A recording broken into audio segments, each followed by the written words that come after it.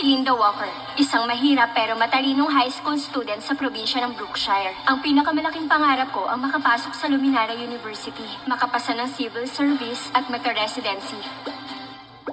Pero mababa pa rin ang score ko. Kulang pa ang points ko. 650 sa probinsya ng Brookshire, di nga ako makapasok mismo sa top 1,000. Doon pa kaya sa Luminara? Sakto nung wala talaga ako maisip na paraan.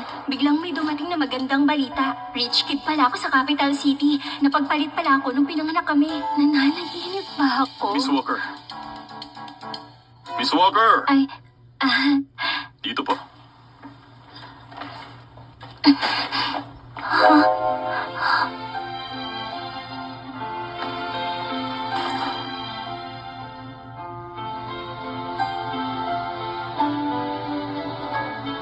Miss Walker, sandali lang po.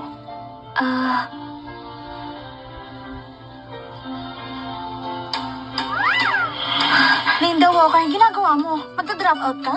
Ako ang tunay na rich kid sa capital city.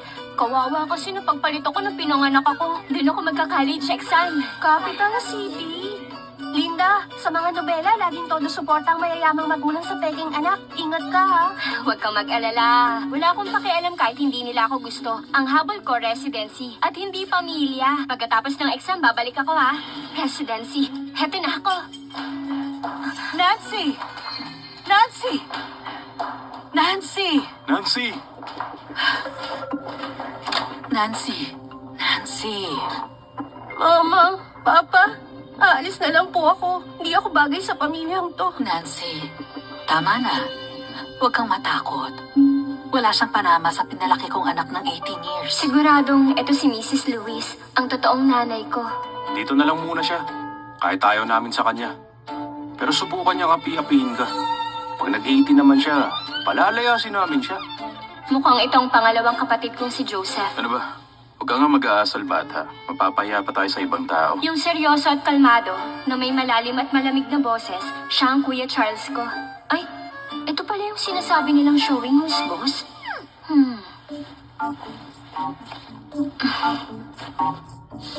Napaka-boring. Kung may mga free time ako, magsasolve ako ng mga practice problems. Tapos na kami. Usap tayo. Teka, naisip ko na ang sagot dito. Nagpapanggap ka ba? Kunwari, mabuti kang estudyante. Patingin nga. Ano ba yan? Tumahimik ka! Ay, nakakairita.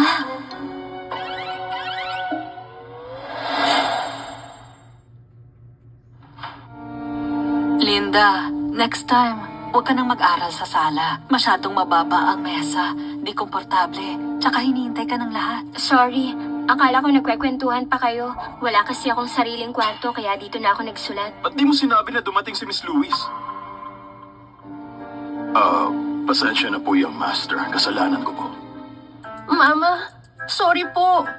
Kasalanan ko po. Okay lang, lahat ng kinalaman sa'yo, ha? Napakapangit umarte. Ganito ba kababaw ang mga mayayamang pamilya? Maayos naman ang kilos niya, pero halatang probinsyana. Siguradong may ugaling hindi papino. Sa ngayon, hindi siya bagay pumasok sa school ni Nancy. Dapat matutunan ng maayos sa mga rules ng pamilyang Lewis. Kopyahin mo. Una, gusto ni Master ng tahimik at ayaw niya na maingay. Bawal tumingin ng diretso kay Master. Yumuko ng 90 degrees pag nagsaserve. Pangalawa, 6 a.m. kailangan ni Madam ng sabaw na galing sa spring water. Sa gabi, maghanda ng foot bath ng 40 degrees. Pangatlo, gusto ni Miss Nancy ng braised na talong at western food. Ay, 21st century ba talaga to? Sobrang absurd. Parang napunta ako sa loob ng isang nobela tapos binubuli ako. Pasensya na. Pero ayokong kopyahin to. Pumunta ako dito para maghanda sa entrance exam, hindi para tumigil at maging katulong. Kung ayaw nyo, aalis na lang ako. Anong sinasabi mo?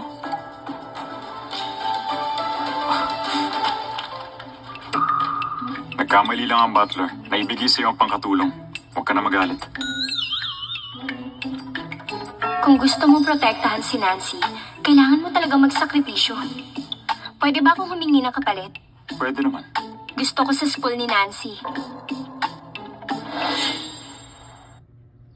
Gusto ko sa school ni Nancy.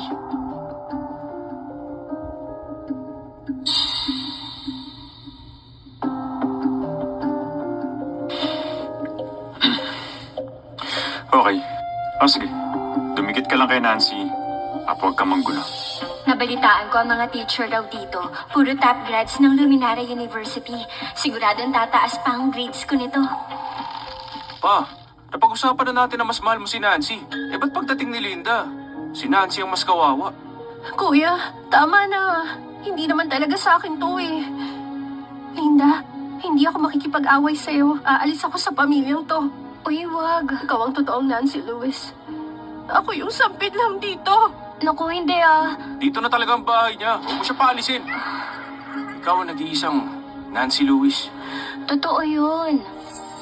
Sige, ituloy mo lang yung palabas mo. Alam ko na tong storya na to.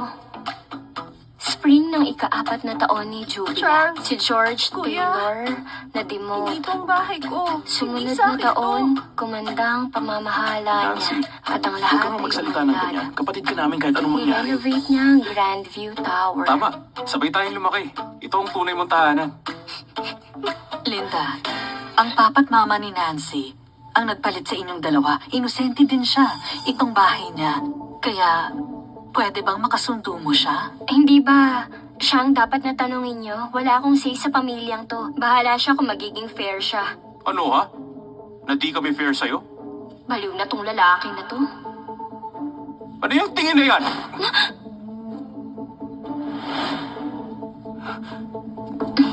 Haha, sumpungin ka pala. May reklamo ka na pabor kami kay Nancy o sinisisi mo kami sa pagkawala mo? Huwag niyo nang baliktarin para itago ang katotohanan.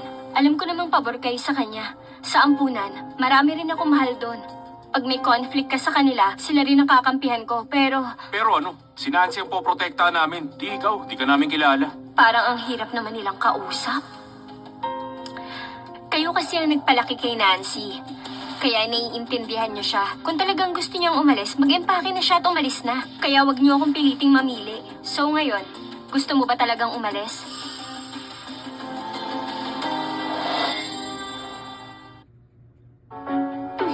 Patawarin niyo po ako. Aalis na lang ako. Ako na nga alis mag-isa.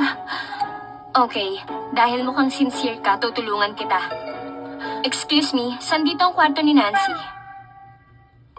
Unang kwarto sa taas. Ako na ang mag-iempake. Uy, bumalik ka! Ha? Ba't napakasama mo? Gusto mo agad palayasin ang kapatid ko? Inalagaan siya mabuti mula pagkabata. Kung aalis siya dito, paano na siya? Joseph, kahit sobrang galit ka, di ka pwedeng manakit. Sincere naman daw si Nancy. Dapat panindigan niya ang desisyon niya. Masyadong mabait lang si Nancy. Umiyak na nga. Paano to naging kusa? Please, huwag mo siyang pilitin. Isa rin siyang biktima. Alam mo kung gaano kasama ang magulang ni Nancy? Kung ibabalik natin siya, paano siya mabubuhay? Ayoko rin ng nanay na gano'n. Hindi ko rin to gusto. Buti ako yung napalitan noon. Kung yung best friend ko yun, baka ngayon nag-iiyak na siya dahil sa sama ng loob. Ako pang magpapakalma sa kanya. Ay, Nancy, di ka nila papayagang umalis. Ayaw mo rin naman. Wala namang pumipilit sa'yo. Ba't umaarte ka na parang gusto mo mag-sorry sa akin? Kung talagang mabait ka, ipagtanggol mo naman ako. Lalo mo lang ginagatungan ng gulo. Gusto mo lumugar ako habang pinamumukha mo yung pagmamahal na meron ka. Ano pinagsasasabi mo? Biktima dito si Nancy. Prinsesa siya for 17 years habang sadya akong pinagpalit at inabandona. Ako talaga ang biktima dito. Si Nancy ang nakinabang. Kahit di siya naipagpalit, hindi siya iiwan. Kasi tunay niyang magulang yun. At saka... Ay, grabe ang tanga nila. Tsaka ang tanga ko rin sa pagkumbinsi sa kanila. Pagod na ako sa biyahe. Gusto ko na magpahinga. Saan ang kwarto ko? Dito lang po.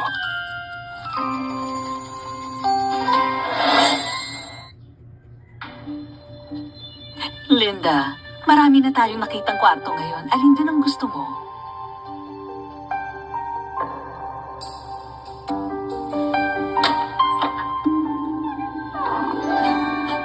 Wow!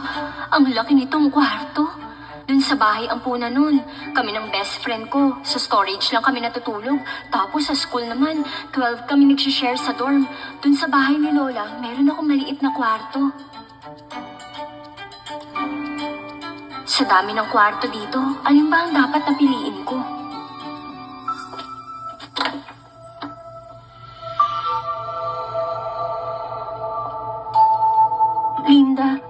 Malaki na ang utang ko sa'yo. Kung gusto mo, itong kwarto ko, okay lang din. Ito na naman tayo, hindi na natapos. Tong si Nancy namin, masyado talagang mabait. Si Lola, ganyan din ako kino-comfort. Ako din ang paborito niya. Huwag mo nang isipin yan, wag na. Pagdating ko sa Lewis family, handa akong hindi niyo mamahalin. Kailangan ko mag-aral na mabuti, makakakuha ng residency, mag-aaral sa Luminara, at kumita para sa sarili. Ma, kwarto na to ni Nancy.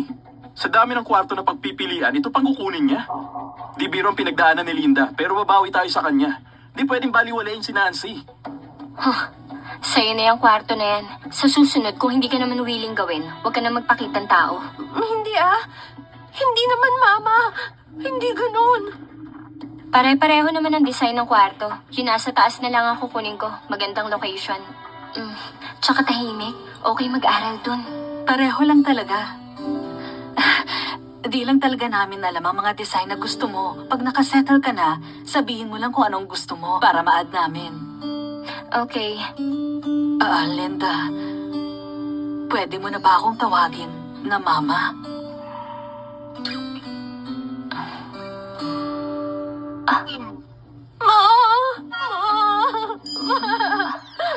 Ba't ka umiiyak, sweetheart? Okay lang. Ang awkward nun, buwisit. Ba't ba ako sumagot agad? Baka isipin niya, type ko siyang tawaging mama.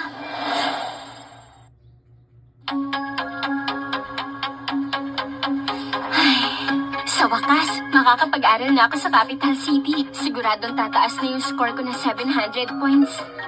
Kuya, nagkamali ako kahapon. Nagalit sa akin si Linda. Gusto ni Papa na sumama sa atin si Linda sa school ngayon. Kailangan ko mag-sorry ng maayos sa kanya. Di ka mali.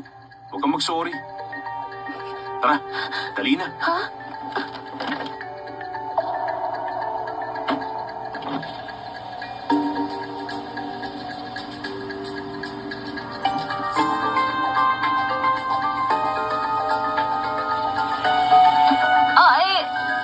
Ba't ganito tong mga to? Saan ako kukuha ng taxi dito sa Villa District? Hindi ako pwedeng malate sa klase. Hello, Pa? Grabe tong si Papa. Pinasabay ako sa kapitbahay namin si Ethan Miller. Di ba siya yung type talaga ni Nancy Lewis? Kahit na tinatanggihan niya ang arranged marriage niya kay Nancy.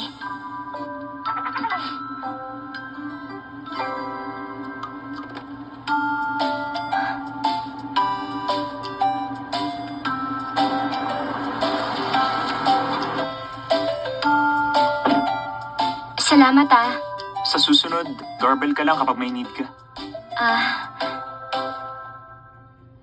Ikaw siguro yung malayong kamag-anak ng mga Lewis.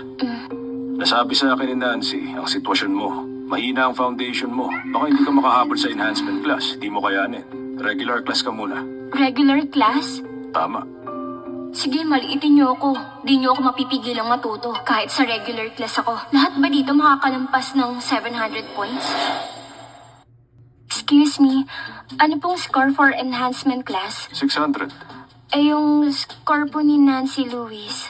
Art student siya. Mga 30 to 40 pag undergrad. Bale, nasa regular class siya? Nasa enhancement class siya. Magandang score na yun para sa art student. Maganda na ang samahan ng mga estudyante dun. Huwag mo nang sirain yung samahan nila. So grupo sila. Bakit? Ayaw mo sa regular class? Gusto ko talaga. Halika.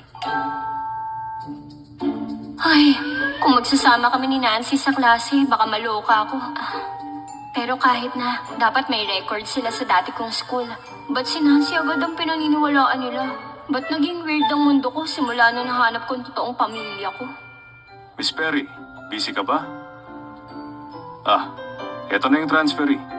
Dito siya sa klase mo. Sige. Ikaw nang bahala sa kanya. Ako nang bahala sa kanya. Start na tayo. Ba't di ka muna magpakilala sa mga kaklase mo? Opo. Hello sa inyong lahat. Ako si Linda Walker, galing sa probinsya ng Brookshire. Sana sa susunod na 6 months, magkasundo tayong lahat. Mula sa Walker family? Mayayaman ba ang mga Walker? Sabi niya taga Brookshire Province siya. Di siya taga Capital City. Ang mga tao doon, matindi mag-aral, di ba? Hardcore. Bakit siya lumipat dito? Bakit di siya matalino? Tahimik. hanap ka na ng upuan mo.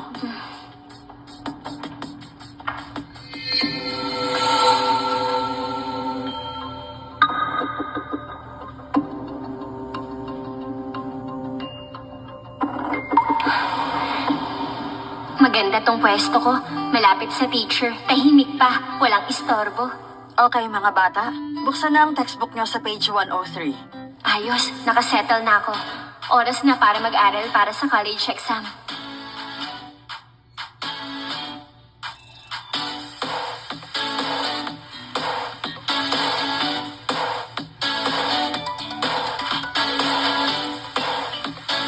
Makinig, makinig! Sa susunod na linggo, magkakaroon tayo ng major mock examination. Importante ito sa school, kaya mag-aral kayong lahat. Sa wakas mangyayari na. Pit ng mock exam, ako na mismo ang magluluto para sa inyo. Thank you, Mama. Mag-aaral po ako ng mabuti. Kinakabahan ako, na-excited at natutuwa. Iniisip ko kung yung capital examination totoong legendary talaga. Linda, first time mo mag-capital exam. Ninanabres ka, di ba? Tama, medyo behind kasi sa probinsya, kaya di ka masyadong makasabay. Pero kaya mo yan. Naku, okay lang yan. Kung hindi mo pa alam ang sagot, unahin mo muna yung mga simpleng tanong. Itong si Nancy, napakabait talaga. Kumain ka pa. Sure ako sa exam mo, mas maganda ang resulta. Wala pa akong residency permit. Di ako makikipagtalo sa isang walang alam.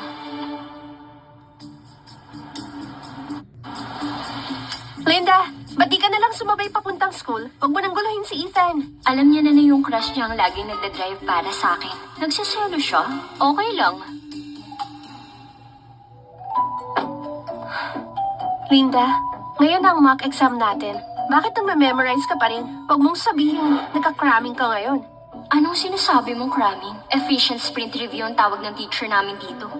Ngayon ang first exam ko dito sa Capital City. Dapat lang seryosohin ko to. Huwag ka na magpanggap. Pag-isip ka agad kung anong sasabihin mo kina mama at papa. Pag ikaw ang naging kulelat. Kuya, huwag ka nga magsalita ng ganyan. Kahit di siya kasing galing natin, ang importante, ginawa niya ang best niya. Nancy, mabait ka talaga.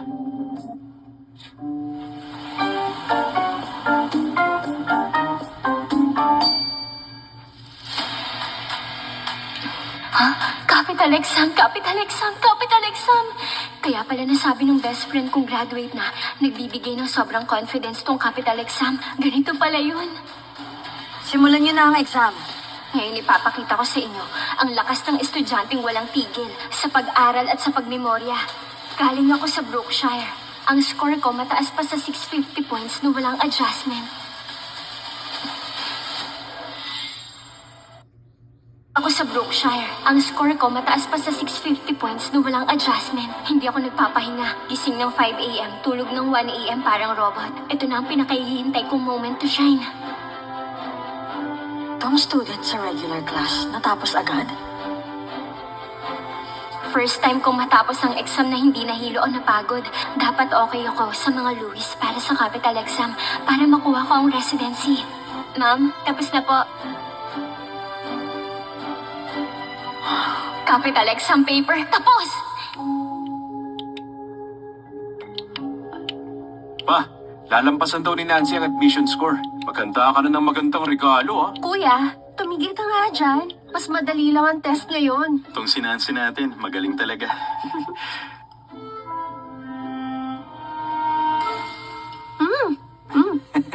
Iba talaga pag may capital city residency. Masaya lang buong araw.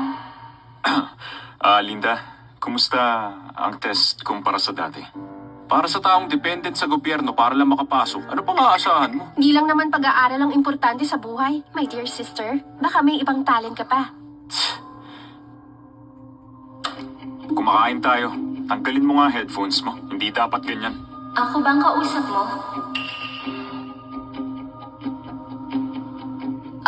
Tungkol sa mock exam,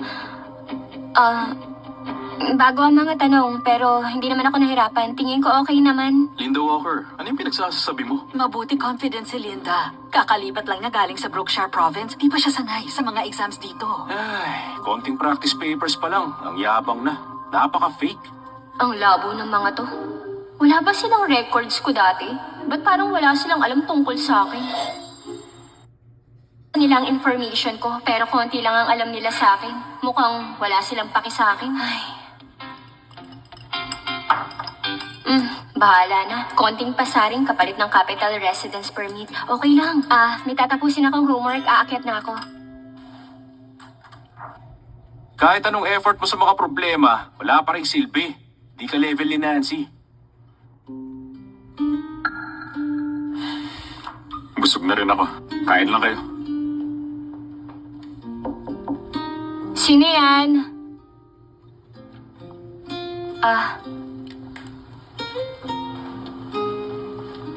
Linda, Ano po yun?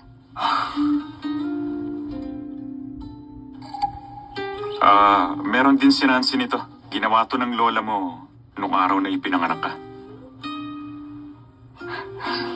Payag ba si Nancy na ibigay sa akin yan? Hindi yan original. Pero ang style at ang timbang, parehong pareho. Tigisa para sa magkapatid. Okay lang ba? Pag nagregalo, ang lalaki, palaging may kapalit. Ito ang biglaang kabaitan na parang may kasalanang pinagsisisihan. 1, 2, 3. So bale, hindi na mapapalitan ang apelyido mo ngayon. At yung family reunion, medyo matatagalan. Hala, yung residence permit ko. Ang totoo, anak pa rin kita. Hindi na yan magbabago. Wala akong balak sumali sa pangmayamang drama ng mga Lewis. Walker ang binigay sa akin ni Lola. Ayokong palitan yun. Okay naman kung ganun, pero paano na ang residence permit? Na-transfer na sa capital city. Yun lang ang kailangan ko.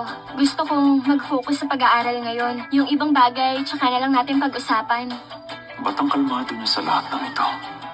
Sure po ba kayo na permanent ang residence permit ko? Siyempre, oo naman. Anak kaya kita. Kaya may residence permit ka na. Hindi ako naniniwala. Yung buong pamilya nga parang may mali. Plastic sila.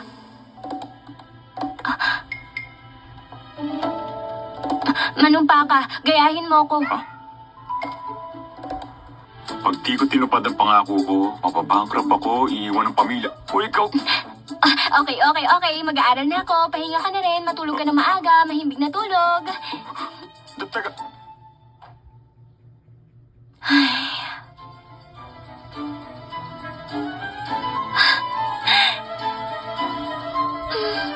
Nakuha ko din ang residency. Capital exam paper. Luminaria University. Ayos!